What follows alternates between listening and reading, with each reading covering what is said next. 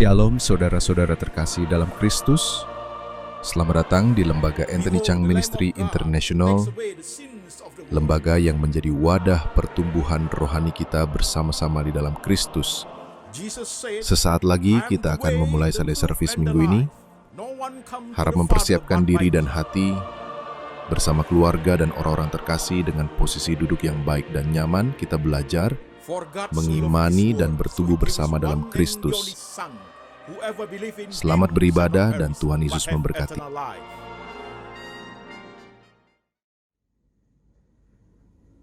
Shalom jemaat sekalian, saya Pendeta Anthony Chang. Salam kepada seluruh jemaat setia pendengar firman lewat Lembaga Anthony Chang Ministry International. Demikian firman Tuhan.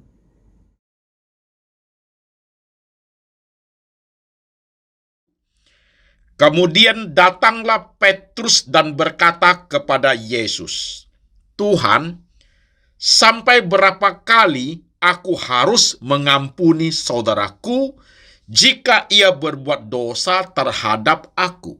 Sampai 7 kali?" Yesus berkata kepadanya, "Bukan, aku berkata kepadamu, bukan sampai 7 kali, melainkan sampai 70 kali 7 kali. Sebab hal kerajaan surga seumpama seorang raja yang hendak mengadakan perhitungan dengan hamba-hambanya.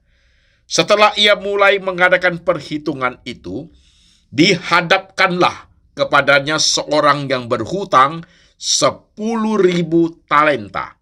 Tetapi karena orang itu tidak mampu melunaskan hutangnya, raja itu memerintahkan supaya ia dijual beserta anak istrinya dan segala miliknya untuk pembayar hutangnya. Maka sujudlah hamba itu menyembah dia, katanya, 'Sabarlah dahulu, segala hutangku akan kulunaskan.' Lalu tergeraklah hati raja itu oleh belas kasihan akan hamba itu, sehingga ia membebaskannya dan menghapus hutangnya. Tetapi ketika hamba itu keluar, ia bertemu dengan seorang hamba lain yang berhutang 100 dinar kepadanya. Ia menangkap dan mencekik kawannya itu, katanya, 'Bayar hutangmu.' Maka sujudlah kawannya itu dan memohon kepadanya, 'Sabarlah dahulu, hutangku itu akan kulunaskan.' Tetapi ia menolak dan menyerahkan kawannya itu ke dalam penjara sampai dilunaskannya hutangnya. Melihat itu, kawan-kawannya yang lain sangat sedih, lalu menyampaikan segala yang terjadi kepada tuan mereka. Raja itu menyuruh memanggil orang itu dan berkata kepadanya, 'Hai hamba yang jahat, seluruh hutangmu telah kuhapuskan karena engkau memohonkannya kepadaku. Bukankah engkau pun harus mengasihani kawanmu seperti aku telah mengasihani engkau?' Maka marahlah tuannya itu dan menyerahkan kepada algojo-algojo sampai ia melunaskan seluruh hutangnya. Maka Bapakku yang di sorga akan berbuat demikian juga terhadap kamu, apabila kamu masing-masing tidak mengampuni saudaramu dengan segenap hatimu." Amin. Saudara-saudara sekalian, firman Tuhan sudah kita baca, firman Tuhan sudah kita dengar. Sekarang saya mengajak setiap jemaat, baik yang ada di kota-kota di Indonesia maupun di luar negeri, mari kita tunduk kepala, kita berdoa. Tuhan Yesus, kami sudah membaca firman-Mu. Kami sudah mendengarkan firman-Mu. Sekarang roh Tuhan bekerja, mengurapi hamba-Mu ini, memberi ia hikmat dan bijaksana dari Tuhan, sehingga firman diberitakan itu dalam bahasa yang sederhana, gampang dimengerti oleh seluruh lapisan jemaat. Kami ingin hidup kami berkenan kepada Tuhan. Kami ingin mengampuni siapapun yang bersalah kepada kami. Tapi Tuhan, betapa sulitnya pengampunan itu. Ajar kami Tuhan, kami mau belajar dari Tuhan sendiri. Kami siap hati, siap pikiran, siap iman untuk diberkati oleh kebenaran. Tuhan Yesus berbicara, kami mendengar. Dalam nama Tuhan Yesus kami berdoa. Amin. Shalom saudara sekalian, apa kabar? Saya berharap jemaat sekalian oke-oke saja. Saudara-saudara yang dikasihi Tuhan, hari ini ibadah Minggu lewat Lembaga Anthony Chang Ministry International. Hari ini kedewasaan rohani adalah hasil daripada integrated dengan 10 khotbah yang sudah dikhotbahkan di Lembaga Anthony Chang Ministry International. 1. Love Your Enemy, 1 seri. Hati yang terluka, 1 seri. Hidden Sin, dosa tersembunyi, 2 seri. Aku, Tuhan aku dan dosa lidah, 2 seri. Kepahitan, 1 seri. Beku terbelenggu cair oleh karena kasih, 1 seri. Kemudian juga ada lagi kedewasaan rohani part 10. Kedewasaan rohani bagian ke-10 yang kita membahas tentang kebencian dan dendam kesumat.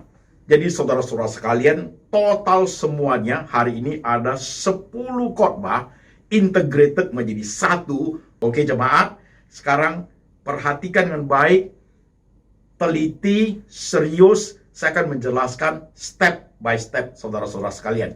Oke, nah sekarang menyimak dengan baik. Khotbah hari ini, kedewasaan rohani part 15 ini, akan dimulai dengan beberapa pertanyaan untuk saudara renungkan sebentar.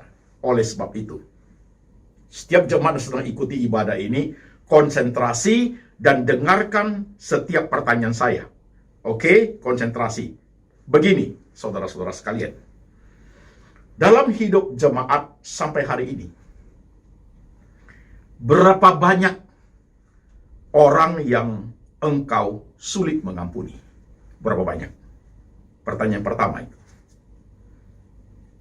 Berapa banyak orang yang kamu sulit mengampuni mereka? Udah? Berapa banyak?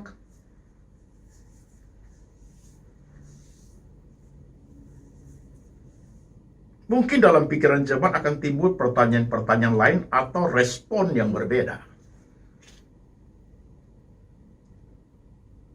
Pak Pendeta, aku sudah ampuni orang itu, tapi dia buat lagi.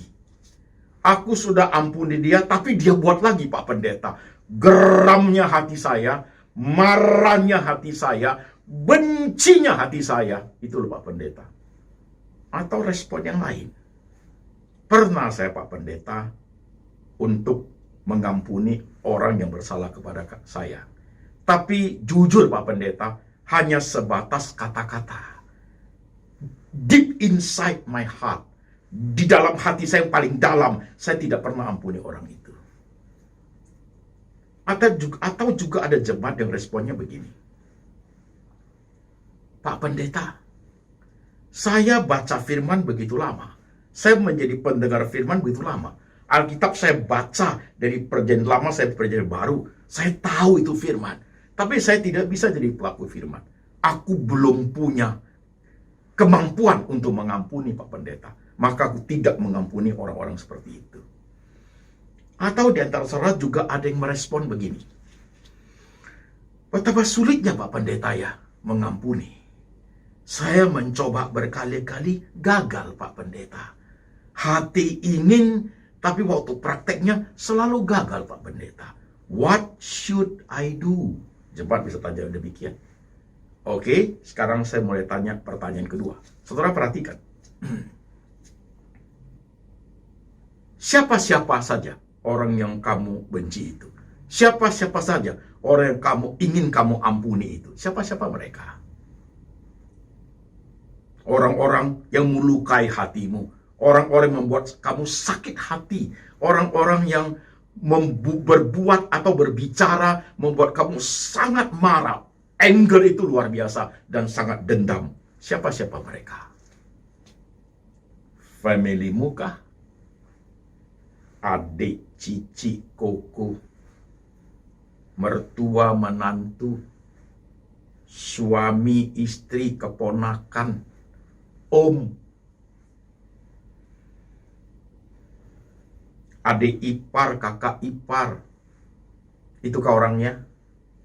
Atau saudara seiman? Teman segereja, teman sepelayanan, atau itu hamba Tuhan, pendetamu, istri pendetamu. Siapa-siapa saja yang engkau benci, yang engkau sulit mengampuni. Atau saudara-saudara satu sekolah. Masih SMA Pak, saya Pak Antoni, satu sekolah. Atau satu tempat kuliah di universitas. Atau teman sekerja, teman sekantor. Atau teman-teman partner bisnis. Teman-teman join bisnis. Atau teman-teman yang permainan bisnisnya sama. Atau tetangga sebelah.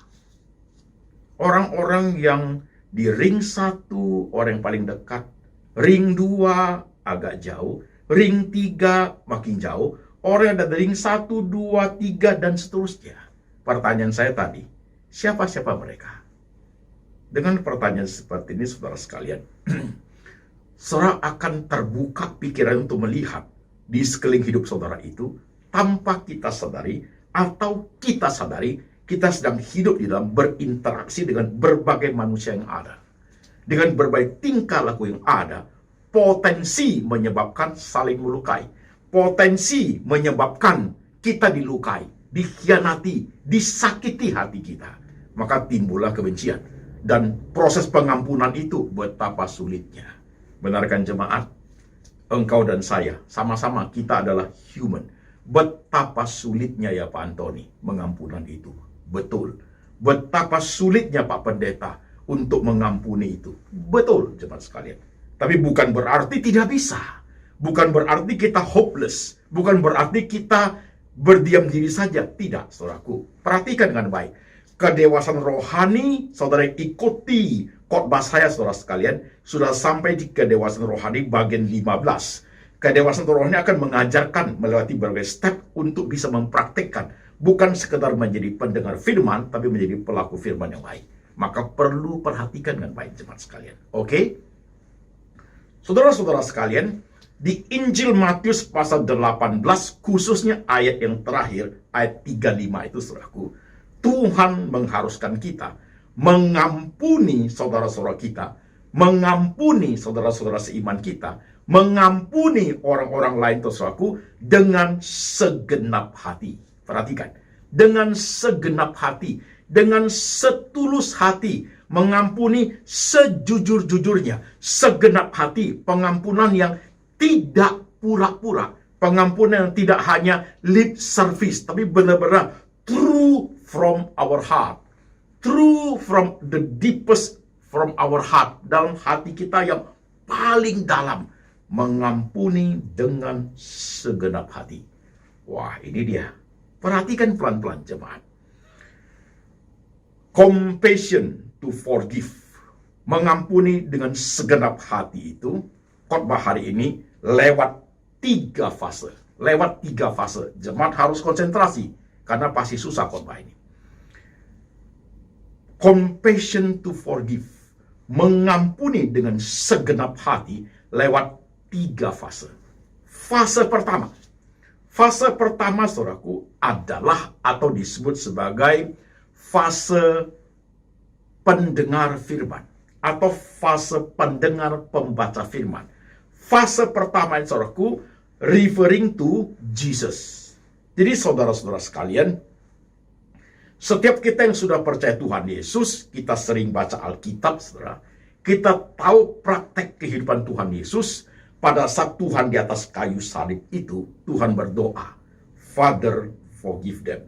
Bapa, ampuni mereka. Itu kata-kata yang sangat terkenal. Tapi sebelum kalimat itu dicetuskan oleh Tuhan Yesus, saudara saya tahu apa yang Tuhan Yesus alami. Tuhan mengalami siksaan. Tuhan disesah, Tuhan dianiaya, Tuhan dihina, Tuhan diejek, Tuhan dijual, Tuhan disangkal. Seluruh badannya penuh dengan luka. Itu yang terjadi pada Tuhan Yesus. Jadi saudara yang mengikuti setiap Jumat Agung, saudara sudah tahu itu. Saya tidak usah menjelaskan dengan detail. Saudara mengikuti Jumat Agung, saudara teliti membaca Alkitab, kisah tentang penyalipan, tentang betapa menderitanya Tuhan Yesus, saudara sudah tahu semua. Oke? Justru di atas kayu salib Tuhan berkata, Father, forgive them. Bapa, ampuni mereka. Pengampunan terjadi bagi orang-orang yang ada di bawah kayu salib. Oke ya? Fase pertama itu sebagai pendengar firman. Oke?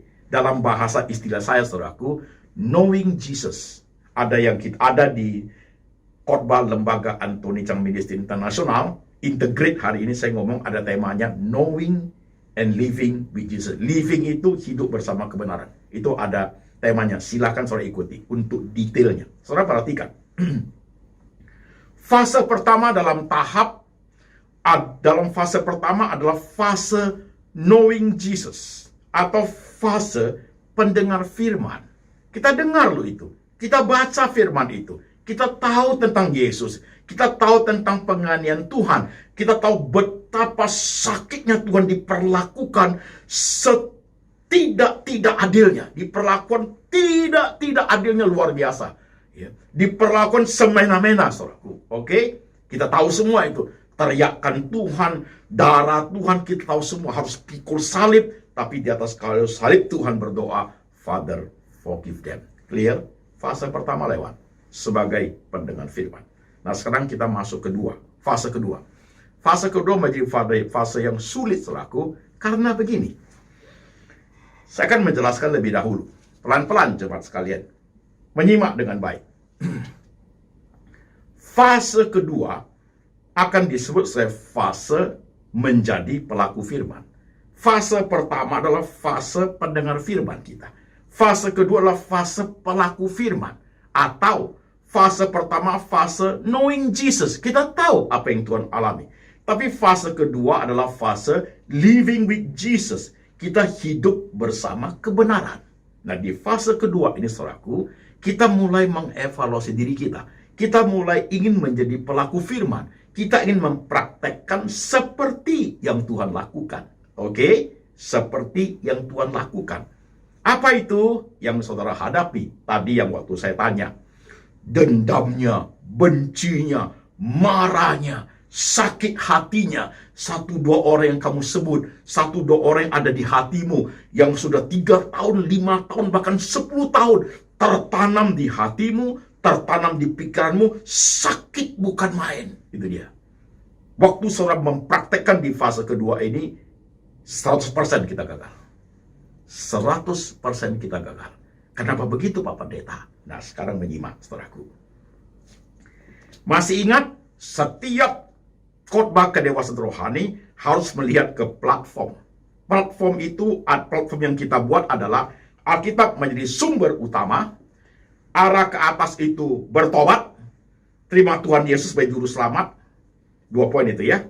Arah ke kiri itu knowing God, tahu tentang Tuhan, Bapa, Anak, dan Roh Kudus. Yang ke bawah poinnya knowing self, mengenal diri kita sendiri. Oke? Bagian ke kanan 3 poin. Christian worldview, cara pandang Kristiani, faith in Christ, beriman kepada Tuhan Yesus, dan intimacy with God, kedekatan dengan Tuhan. Dan yang ke bawah, harus ke bawah, saudaraku, 2 poin. Your heart and your mind.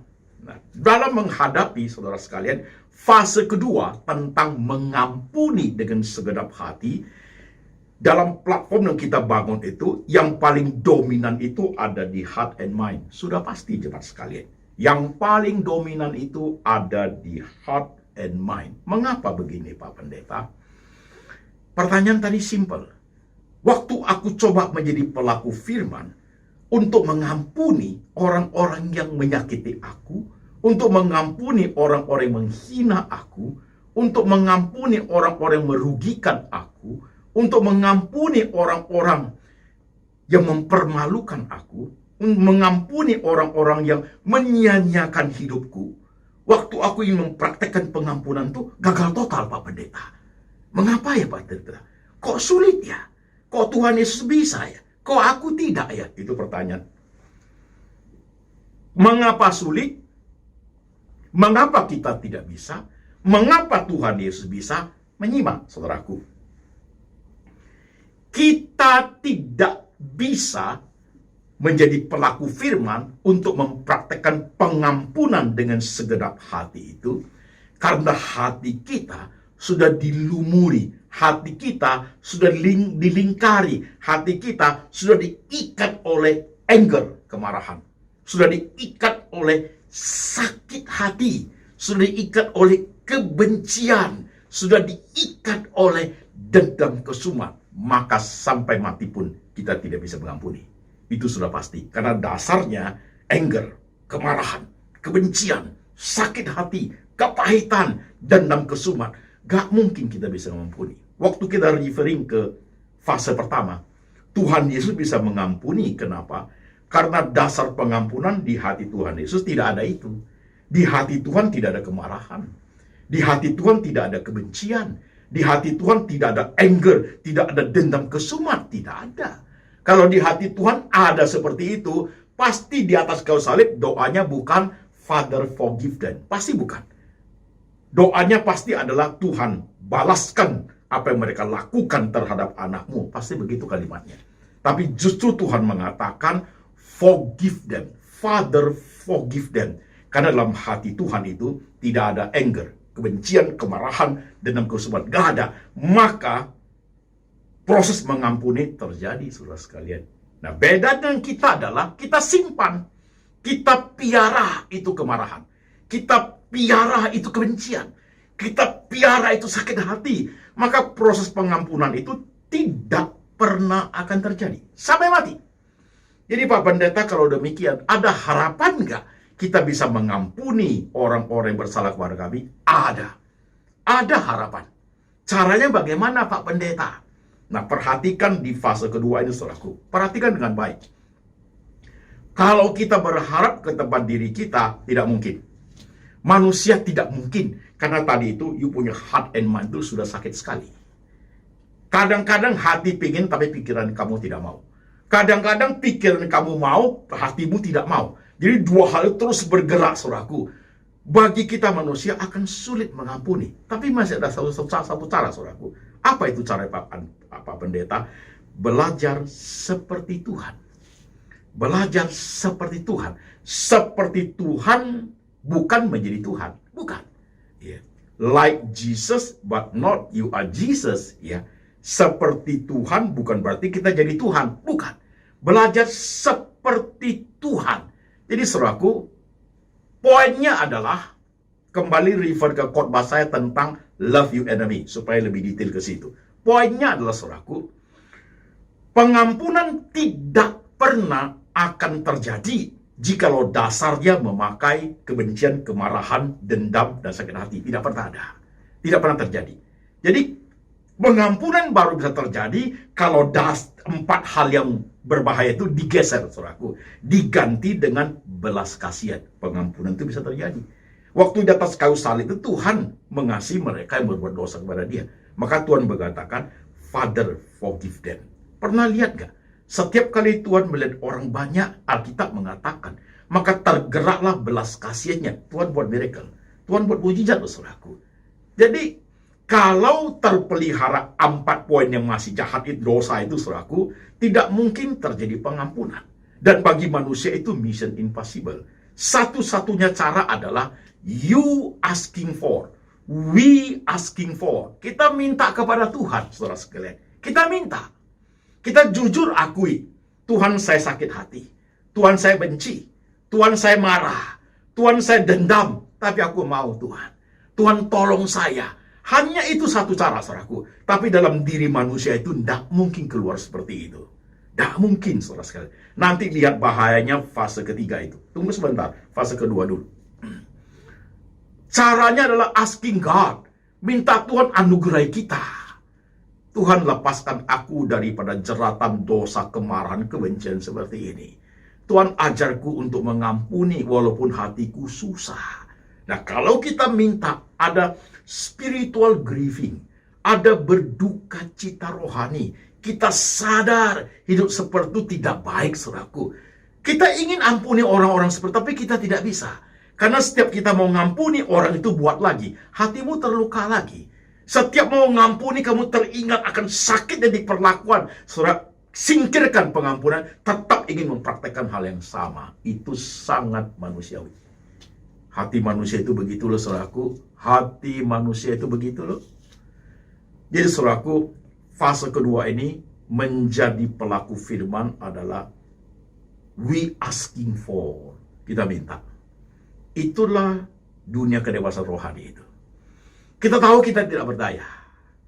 Manusia kalau sudah dilukai, saudaraku, manusia hatinya kalau sudah disakiti, perikop tema yang saya khotbah di channel YouTube saya itu ada temanya beku terbelenggu, kaku terbelenggu oleh kebencian, saudaraku, cair oleh karena kasih. Kalau hati manusia sudah kaku, sudah sakit sekali, saudaraku, tidak ada pengampunan. Dan saudara ingat betul, perhatikan kalimat saya. Pengampunan hanya terjadi karena ada belas kasihan dalam hidup kita. Pengampunan tidak mungkin terjadi kalau kebencian dipuaskan, kalau kemarahan dipuaskan, kalau dendam dipuaskan, kalau sudah diperbuat seperti itu, dibalas begini-begini, aku puas. Tak pernah. Tidak pernah, saudaraku. Katakanlah dia terjadi malapetaka sama dia. Saudara puas, saudara kan merasakan, loh, kok hanya begitu dia alami? Kok hanya pahit? Pada uangnya masih banyak disimpan di mana, keluarga masih happy-happy. Saudara ingin lebih dalam dan lebih dalam, karena kemarahan itu, kebencian itu tidak ada dasarnya, saudaraku. Tidak ada dasarnya. Dalamnya minta ampun, tak pernah terpuaskan oleh hati kita. Sekalipun orang itu sudah mengalami hukuman ini itu, ganjaran atas perbuatannya, kita puas? Never. Itulah bahayanya kalau kita tidak hati-hati. Aku udah puas Pak Pendeta, pokoknya dia alami bencana. Nggak pernah, saudaraku. Sebentar lagi hatimu timbul lagi kemarahan. Karena dia nggak ending, saudaraku. Hanya temporary, karena melihat dia orang lagi susah yang memperlakukan kamu tidak benar itu. Oke, nah sekarang jemaat menyimak baik. Kembali. Fase kedua adalah asking God. Tuhan, hatiku penuh dengan kebencian. Tolong saya, Tuhan. You sebut nama 2-3 orang itu yang kamu benci seumur hidup itu. Tolong saya, Tuhan. Mungkin itu suamimu. Iya. Yeah. Mungkin itu istrimu, saudaraku. Siapa tahu itu mertua you. Mungkin itu kakak iparmu, adik iparmu, atau teman sekerjamu, atau pendetamu. Kamu bencinya minta ampun.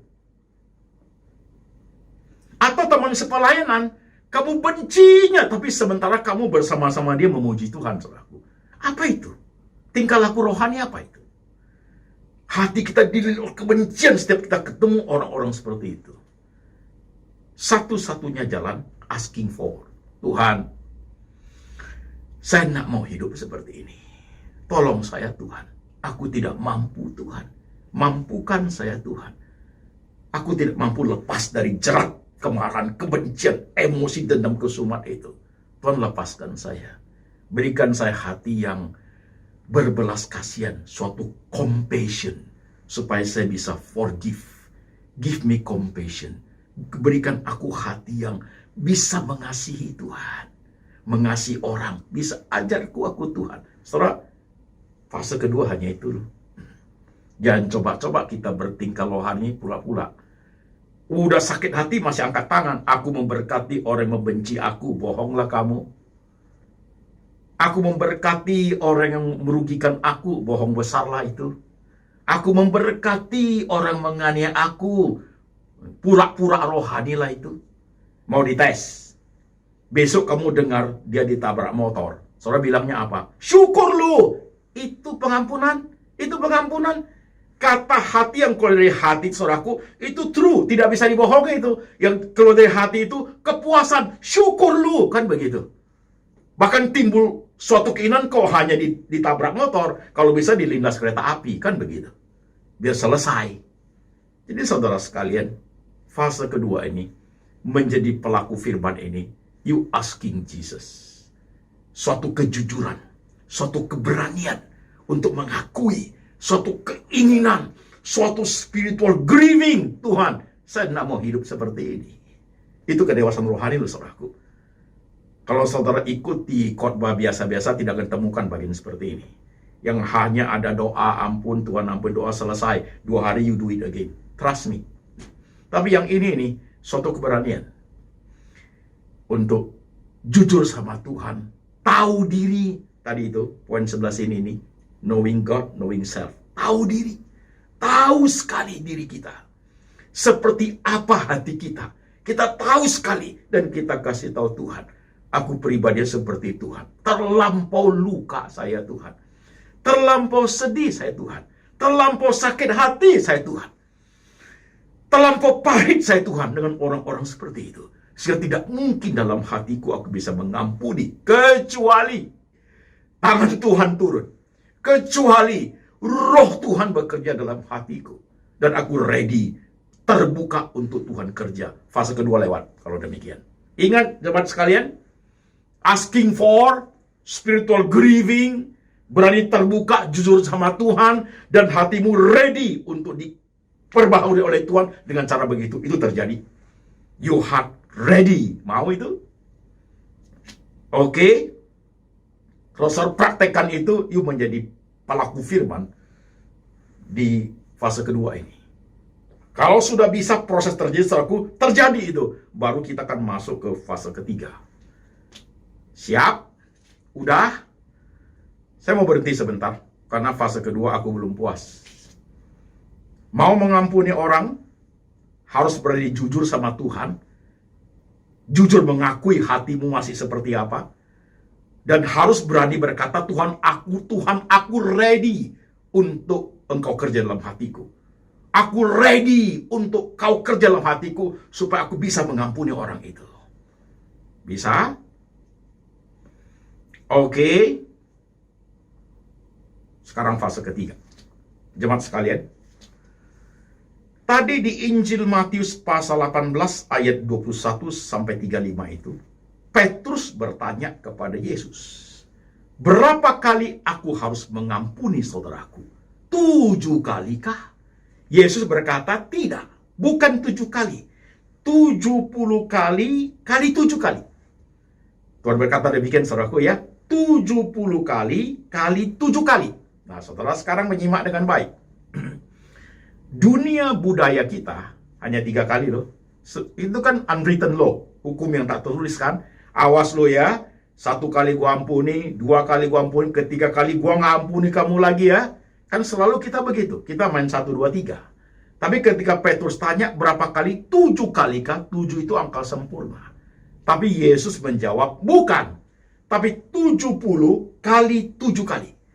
Jadi saudara sekalian, itu mengajarkan suatu hal, pengampunan yang sifatnya unlimited. Yang sifatnya itu tak terbatas. Wah berat ini Pak Pendeta, maka dengarin fase ketiga ini. Dengarin dengan baik, perhatikan yang saya jelaskan. Saudara-saudara sekalian, di fase ketiga ini, ketika kita sudah berhasil di fase kedua, Tuhan sudah bekerja di hati kita, saudaraku. Kita mau mengampuni orang tersebut. Ingat, pengampunan yang kita praktekkan itu ada 2 arahnya. 1, pengampunan kita mengampuni orang itu ketika orang itu minta ampun. Kita mengampuni orang itu ketika orang itu mengaku dosa, minta ampun kepada kita, kita ampuni. Itu 1. Arah kedua adalah kita mengampuni orang itu tanpa orang itu minta ampun, tanpa orang itu menyadari kesalahannya. 2 itu ada loh saudaraku. Coba perhatikan kembali ke fase pertama. Waktu Tuhan Yesus berdoa, Father forgive them, mereka tidak merasa mereka salah. Orang-orang di bawah itu merasa tidak perlu pengampunan dari Tuhan. Maka mereka berteriak, bahkan mereka mengolok-olok Yesus. Bahkan mereka berani berkata, jikalau kami salah, biar keturunan kami menanggung kesalahan kami. Berani mereka. Mereka tidak merasa bersalah. Tapi tetap Yesus berdoa, Father forgive them. Jadi ada ya, waktu praktek pengampunan itu, 1, orangnya minta ampun, kita ampuni dia. 2, orangnya tidak minta ampun, tidak merasa bersalah, merasa fine-fine aja, kita tetap ampuni dia. Itu ada 2. Oke? Maka fase ketiga ini saudaraku, setelah kita mengampuni orang tersebut, ada possibility, ada kemungkinan orang kita ampuni itu akan berbuat lagi. Ada kemungkinan kalau dia sudah tidak berbuat, ya oke, everything selesai, done, kan gitu. Tapi ada orang-orang yang sudah kita ampuni, dia buat lagi. Apalagi orang yang kita ampuni yang tidak merasa bersalah tadi itu, dia bisa do it again. Disinilah berlaku 70 kali 7 kali. Wah, Pak Pendeta, fase ketiga berat nih Pak Pendeta. Sampai berapa lama saya harus ngampuni tak terbatas? Saya kan manusia biasa. Kalau dia lakukanlah 1 kali, 2 kali, 4 kali, 10 kali, siapa yang tahan Pak Pendeta? Bahkan Tuhan mengajarkan unlimited. Kayaknya aku sulit. Dengarin jemaat. Dengarin. Fase ketiga menjadi penting. Supaya saudara bisa melihat dimensi God-nya. Oke? Pengampunan 70 kali 7 kali. Pengampunan yang tak terbatas. Katakan saudara sudah mengampuni dia lakukan ke-5 kali, ke-7 kali, ke-12 kali, begitu. Nah Pak, sampai tidak terbatas, bagaimana saya menghadapinya? Jemaat menyimak. Tuhan itu, saudaraku, tidak buta. Tuhan itu bukan di sorga sana tidak care about us. Tuhan itu Allah yang maha tahu. Tuhan itu Allah yang maha kuasa. Di tengah-tengah proses pengampunan yang berlaku unlimited itu bisa terjadi intervensi Tuhan. Tuhan yang hidup itu, mata Tuhan ada dalam proses 70 kali 7 kali. Tangan Tuhan ada di situ. Kaki Tuhan ada di situ. Orang-orang yang benar, orang-orang yang tahan, orang-orang yang mau mengampuni dengan tulus, dengan segenap hati, Tuhan tidak mungkin tidak peduli. One moment in time di dalam 70 kali 7 kali itu tak terbatas itu, Tuhan bisa intervensi di situ. Maka Alkitab mengatakan Tuhan adalah hakim. Maka Alkitab mengatakan pembalasan itu adalah haknya Tuhan. Pegang ini kuat-kuat. Jemaat, pegang ini kuat-kuat. Kita tidak disuruh untuk gigi ganti gigi, mata ganti mata. Tidak disuruh. Kita disuruh untuk love your enemy. Kita disuruh untuk bertahan mengampuni sampai unlimited 70 kali 7 kali.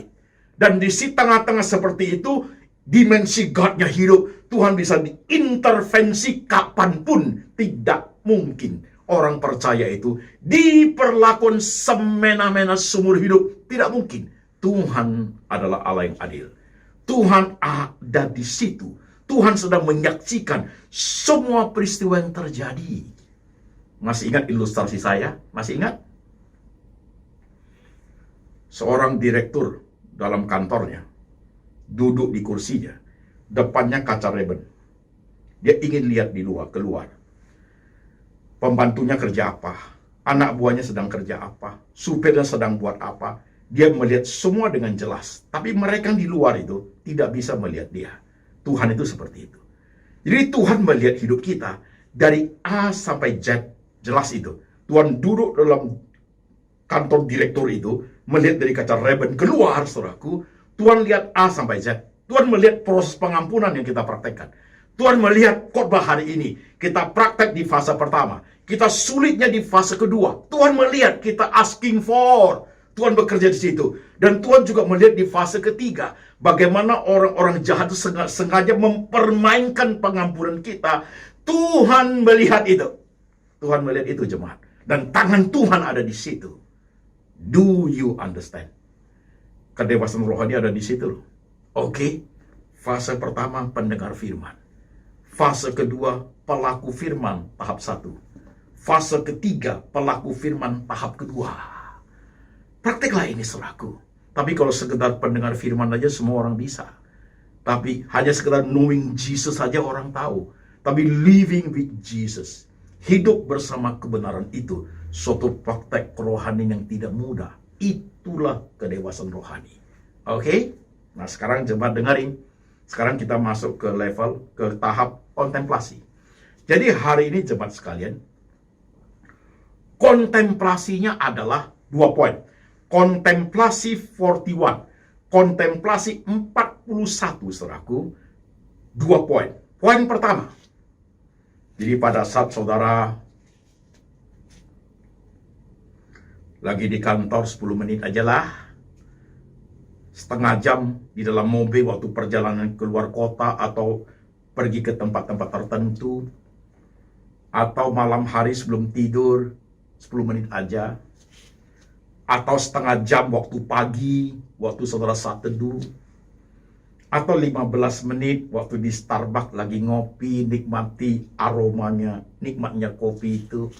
Kontemplasi part 41 bagian pertama. Coba ingat kembali kalimat saya. Coba ingat kembali firman yang pernah kamu baca, firman yang pernah kamu dengar. Pendek aja kalimatnya. Father, forgive them. Coba you contemplate itu. Sambil ngopi ya. Kok bisa ya? Tuhan itu diperlakukan begitu rusak loh. Begitu hebat, begitu menyakitkan itu. Saya diperlakukan hanya dipermalukannya, saya udah gak terima loh. Saya diejek aja saya sudah tidak terima loh. Saya dirugikan, uang saya diciak sedikit aja saya sudah sakit hati luar biasa. Ini Tuhan dilukai, dihina, diejek, bahkan dijual loh. Kok bisa kalimat itu? Father, forgive them. Kontemplasi 41 bagian pertama. Sambil ngopi, yuk coba ingat kalimat itu. Father, forgive them. Bapa, ampuni mereka. Waktu kontemplasi itu nanti timbul jawaban. Tuhan bisa begitu, satu jawabannya. Karena Tuhan itu 100% manusia. Dan Tuhan itu 100% Allah. Kalau dia hanya manusia saja, tidak mungkin. Tidak mungkin. Dia bisa mengampuni sehebat itu. Kalau dia Allah saja, dia tidak akan merasakan. Dia tidak akan pernah merasakan itu sesaat itu. Karena Allah adalah roh. Oleh karena dia manusia, dia benar-benar sakit. Dia merasakan sesaat itu. Dia merasakan ejekan itu. Dia merasakan diludahin itu. Dia merasakan dipukul kepalanya. Karena he is human. Dia jadi manusia sejati. Dan dia adalah Allah. Karena dia Tuhan. Maka dalam hati Tuhan itu, Father, forgive them. Jadi kontemplasi 41 itu, waktu duduk, keyakinanmu tentang Yesus adalah Tuhan itu makin kuat. Makin kuat. Membuat kamu makin cinta, makin sayang. Bukan mau jadi pendengar firman, ingin menjadi pelaku. Tidak mau knowing Jesus saja. Seorang mau living with Jesus. Mau hidup seperti Tuhan. Mau hidup bersama kebenaran. Kontemplasi 41. Itu ngopi. Itu asik tuh men. Asik sekali. Hatimu tergetar nanti. Tuhan, aku mau belajar tentang Engkau Tuhan. Sekarang kontemplasi kedua. Mungkin itu di airport. Nunggu pesawat mau boarding. Biasanya setengah jam itu. Duduk di situ. Jangan dekat-dekat orang yang kamu kenal. Nanti banyak kongkonya habis waktu. Cari tempat yang agak pojok. Saya sih selalu begitu. Waktu tunggu boarding, cari tempat yang pojok di belakang sendirian. Enak sekali. Kontemplasi 41 bagian kedua. Ingat berapa orang yang kamu benci. Yang sampai hari ini kamu sulit mengampuni. Khotbah hari ini bukan suatu paksaan. Khotbah hari ini, it's up to you. It's up to you. Khotbah hari terserah kepada engkau jemaat. Kalau engkau ingin mengampuni, you kembali ke fase kedua. Tapi kalau engkau tidak mau mengampuni, you just tell Jesus, aku nggak bisa Tuhan.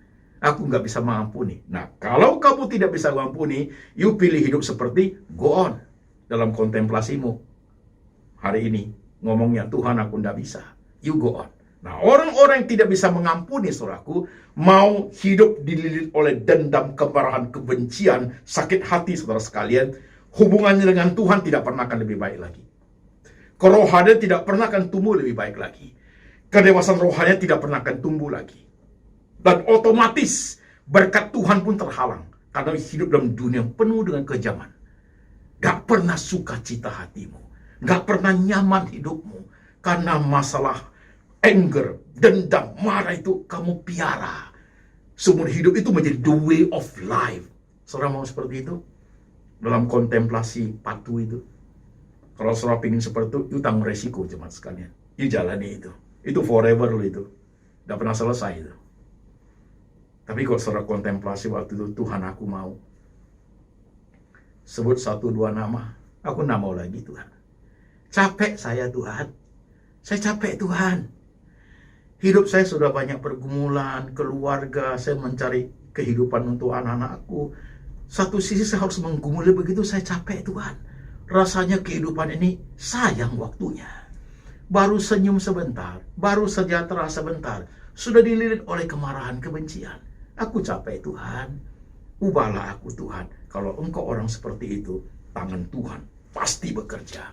Trust me, tangan Tuhan pasti bekerja. Dan saya alami banyak itu jemaat sekalian. Saya terbuka hati saya, Tuhan aku mau. Dalam kontemplasi saya, aku mau Tuhan. Please do it. Kerjakan dalam hatiku Tuhan. Biasanya saudaraku, dalam hidup kita saya manusia itu, waktu kita mau mengampuni orang lain itu, banyak kalimat-kalimat dari orang-orang sekitar kita. Ah, kamu pengecut. Ah, kamu takut ya. Enak banget diampuni. You tidak ingat lagi sakitmu ya. Itu kalimat-kalimat seperti kalimat setan, saudaraku. Membuat kamu itu stop untuk mengampuni. Itu semua ignore. Jangan peduli kalimat seperti itu. Tapi lihat kepada salib Tuhan. Ingat kalimat, Father, forgive them. Ingat itu. Orang mau bilang apa saja, ngomong sama Tuhan, I don't care. I don't care. Saya mau Tuhan seperti apa yang kau ajarkan kepadaku.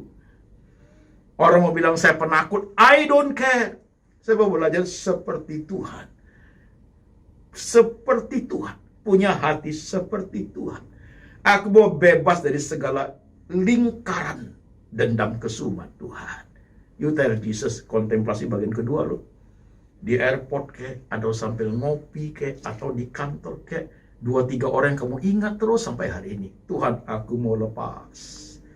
Aku mau lepas Tuhan. Baik karena mereka itu minta ampun ke saya, atau mereka tidak pernah menyadari itu salah, dan mereka terus melakukannya. Tuhan, aku mau mengampuni mereka. You do it. Kalau engkau berhasil itu saudaraku, Tuhan akan angkat jempol kepada you. Semua karena Tuhan. Manusia tidak mampu melakukannya.